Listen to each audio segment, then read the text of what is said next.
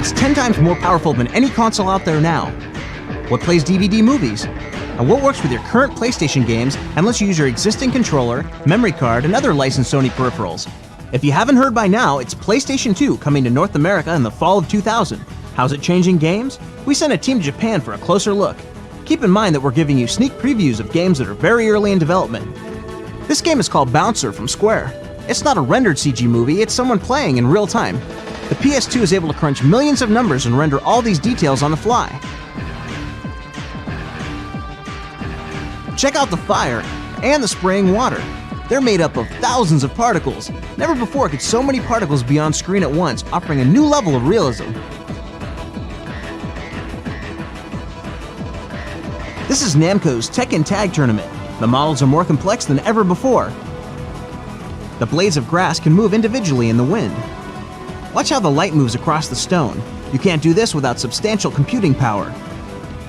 In Dark Cloud, an RPG from Sony Computer Entertainment, hair and cloth can move subtly. The main character builds a village on the fly. All kinds of new gameplay are possible. In A-Train from ArtDink, you build cities and then manage their railroad systems. PlayStation 2 gives this 6th version of the game the fastest action ever, with more trains and full 3D for the first time. A new DualShock 2 analog controller comes with the PlayStation 2, and it does something really cool. It registers not just which button you push, but how hard you push it, to 256 levels of pressure sensitivity. In Gran Turismo 2000, that means more sensitive acceleration and braking. You can push the edge of the car's performance with greater precision. The controller also affects games like the new Ninja Gaiden title coming from Tecmo. If you press lightly, the ninja throws his star short. If you press hard, he throws it far. How hard do you want to punch? How high do you want to jump? I just love all the new control the DualShock 2 allows. We switch now to the battlefields of 16th century Japan. It's Kessen from Koei. The East takes on the West in a historic struggle for the fate of the country. You control as many as 200 troops on screen at one time. The game's producer explains what's happening. We use what we call agent technology. When you move a group, its members are aware of each other and act individually, adjusting to what others are doing around them. The result is very lifelike. The new console also makes it possible for characters to express emotion. I've dreamed of this for 20 years, that the power of games could be combined with the grand sweep and emotion of movies. The time has come for this game. Hundreds of companies worldwide have signed on to explore technical and creative power that no one's ever had before. We can't predict what games will look like, but we can commit to helping you as a PlayStation Underground subscriber try them first. It's not a bad way to be starting a new century. How are game developers reacting to the next generation of PlayStation? As a PlayStation Underground subscriber, you get inside access. All we're seeing here today is the tip of the iceberg. You're going to see a much more detailed modeling, much more detailed worlds. A prediction for Road Rash could possibly, on the next generation PlayStation, we would go from 300 polygons for bike and rider combination to somewhere from 2,000 to 3,000 faces.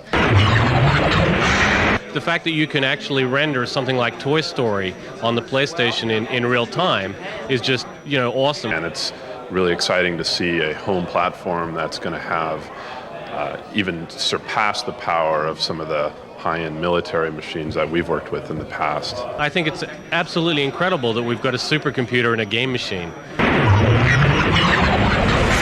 The poly counts, the sound, the texture memory, we can bring everything together into a really cool, compelling storyline. It'd be really cool if you would walk through a hallway and the lights would actually be carried with you like a torch, for instance. What you're going to see is a little more randomness and the ability to control the character. Because the game is all about hiding in the shadows so the guards can't see you. But if the guards had a torch with them, that would completely change the way you play the game.